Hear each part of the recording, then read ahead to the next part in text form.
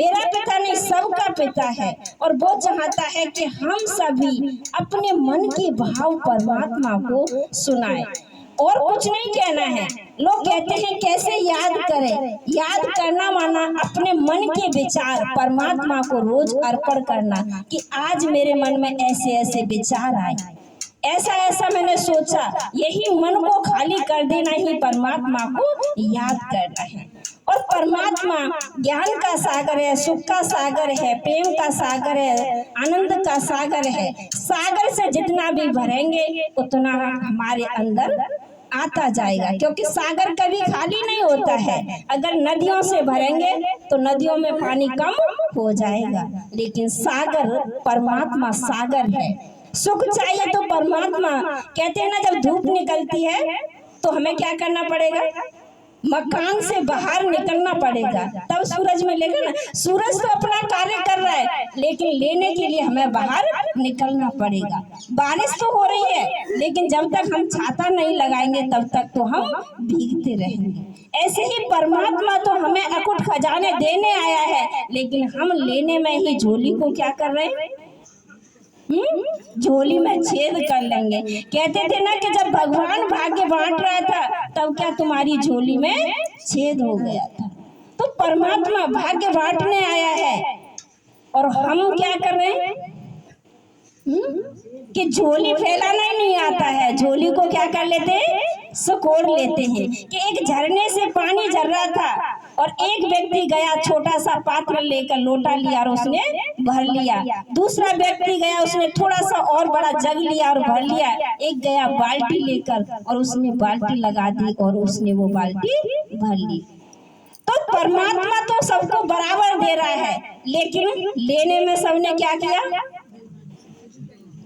हाँ, लेने का तरीका तो आना चाहिए ना, कि हमें लेना कैसे। एक बात याद आती है कि लेने का भी क्या होना चाहिए, अकल होना चाहिए। भगवान तो सागर है, आपके पास जितना चाहे आप ले सकते हैं, क्योंकि उसके यहाँ पर उसने कह दिया सागर है, सागर से कितना भी ले लेंगे उससे कभी कम होने वाला नहीं है। आपकी झोली छोटी पड़ जाएगी, लेकिन देने वाले की झोली खाली नहीं होगी। एक बार की बात है कि एक बहुत अच्छा भक्त था, तो परमात्मा को बहुत याद करता था।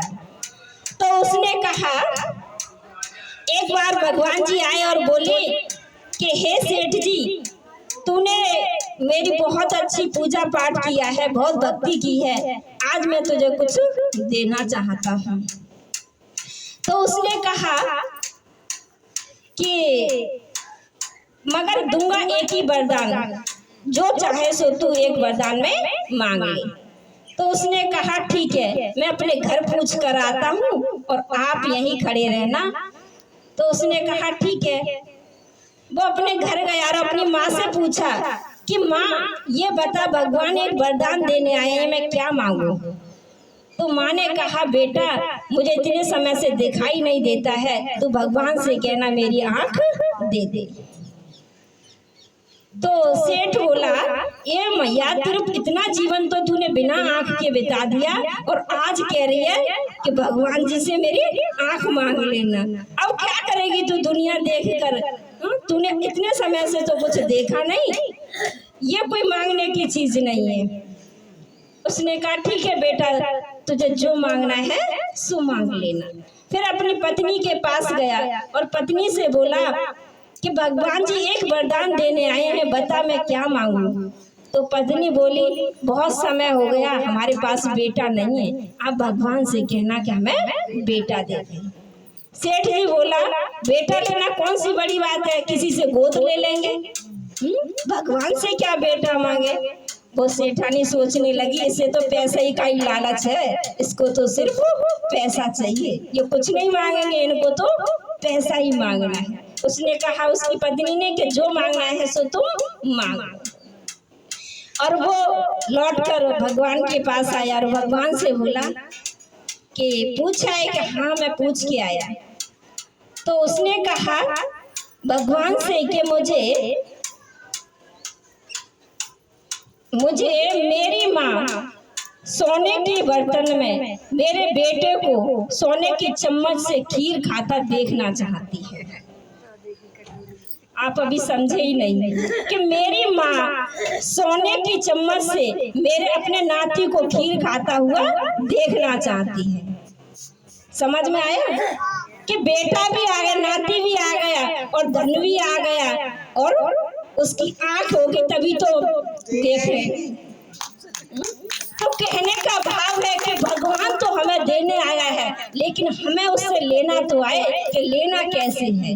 हमें लेना नहीं आता है, वो भगवान दाता है और वो दिए जा रहा है, लेकिन हम बच्चे क्या कर रहे हैं, लेने में ही समझ में नहीं आया। एक ही वरदान में भगवान जी बोले, वाह बनिया तूने तो बड़ी चतुराई की कि एक ही शब्द में और तीनों की तीनों चीज ले ली। माँ की भी इच्छा पूरी कर दी और पत्नी की भी और अपनी भी इच्छा पूरी कर ली।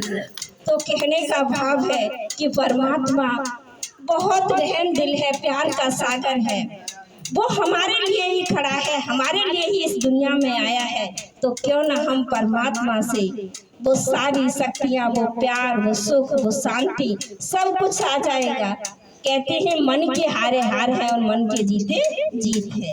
अगर मन से हिम्मत हार जाएंगे तो व्यक्ति हार जाता है, अगर मन से ना हारे तो वो किसी की औकात नहीं कि उसको कोई हरा। तो परमात्मा देने आया है और वो देते जा रहा है। एक बार की बात है कि एक गांव में एक राजा ने बहुत बड़ा भंडारा किया था, बहुत बड़ा भंडारा किया था। और क्या हुआ कि एक चील एक मरे हुए सांप को लेकर उड़ रही थी। तो जब वो भंडारा बन रहा था तो एक भगोने में सब्जी बन रही थी और उस सांप के मुख से उस भंडारे में वो जहर गिर गया। और जब वो जहर गिर गया तो जितने भी लोगों ने वो भोजन खाया था वो लोग क्या हो गए, भोजन जहरीला हो गया और उससे खाने वाले खत्म हो गए। तो सभी गांव वालों ने कहा कि वो राजा बड़ा पापी है, उसने सारे लोगों को, गरीब लोगों को मार दिया। और राजा बड़ा निर्दोष था, उसको तो यही पता नहीं थी कि वो भोजन ऐसा हुआ क्या जो इससे खाने से इतने सारे लोगों की मौत हो गई। राजा इस शोक के कारण, इस दुख के कारण राजा ने राज्य छोड़कर और वो गांव से बाहर चला गया। अब जब वो राजा गांव से बाहर गया तो उसको एक ही विचार था कि मैं लौटूंगा तब कि जब मुझे ये पता चल जाएगी कि इसके माना जो इतना बड़ा पाप मेरे से अनजाने में हुआ है और इसका पश्चाताप मैं कैसे करूं कि मैंने जानबूझकर ये पाप नहीं किया है और फिर भी लोग मुझे गालियां दे रहे हैं कि राजा ने इतने सारे लोगों को जहर खा के मार दिया है। अब राजा चला गया और जाते जाते एक गांव में पहुंचा तो गांव पे कुछ लोग बैठे थे।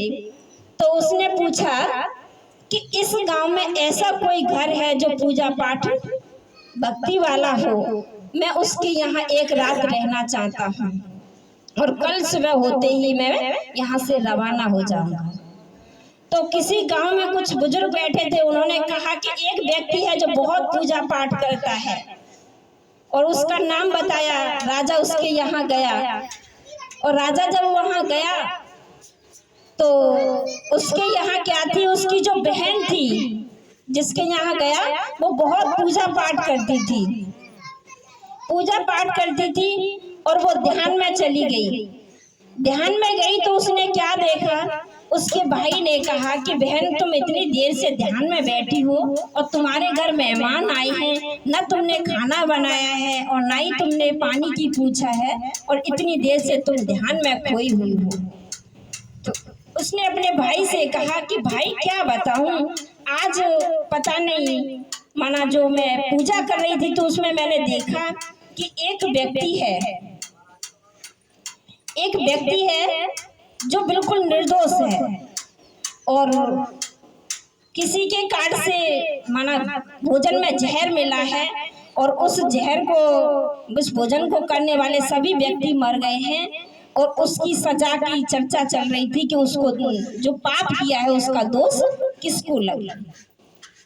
तो वो राजा समझ गया कि जो ध्यान में देख कर आई है वो तो सब मेरी ही कहानी है कि मैंने कुछ किया नहीं। अब वो राजा इस बात को सुनने के लिए और उत्सुक हुआ कि माने कि इस बात का पता तो चले कि ये बहन जो देख कर आई है। उसने पूछा कि इसकी सजा किसको मिली, तो वो बोली कि अभी इसकी सजा किसी को मिली नहीं, अभी इसकी सजा का कोई फाइनल नहीं हुआ है।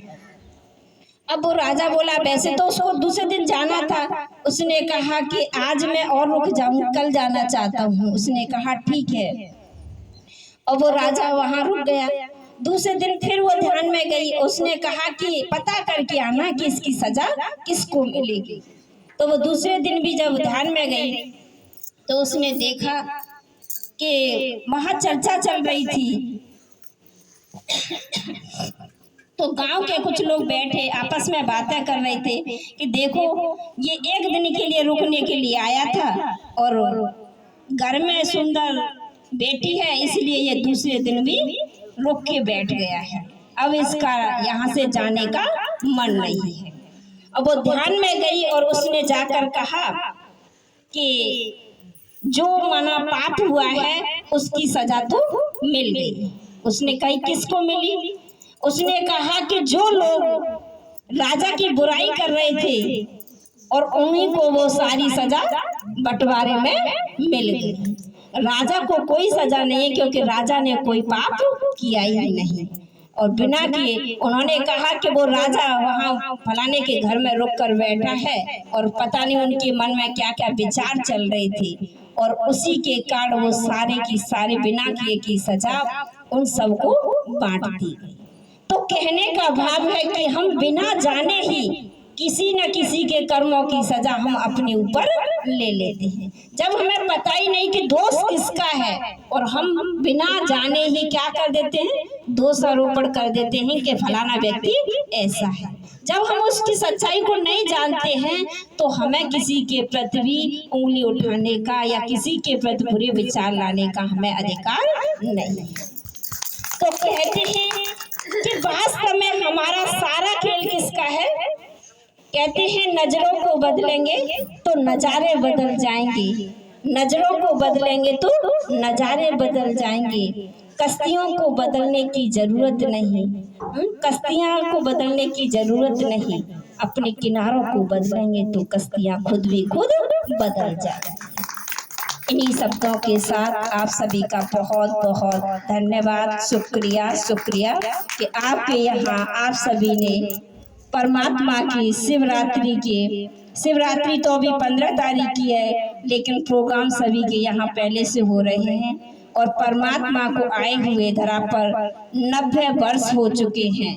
90वीं शिव जयंती मनाई जा रही है। हमारी इस संस्था के अंदर 1 मास पहले से ये कार्यक्रम शुरू हो जाते हैं क्योंकि सबको परमात्मा का संदेश देना है। इसलिए आपके यहाँ तो फिर भी आज 8 तारीख हो गई, 15 को है तो 6-7 दिन पहले हो रहा है, और वैसे 1 मास पहले से ही शिवरात्रि का और होली तक ये प्रोग्राम चलेंगे। आप सभी का बहुत बहुत धन्यवाद, शुक्रिया शुक्रिया। ओम शांति।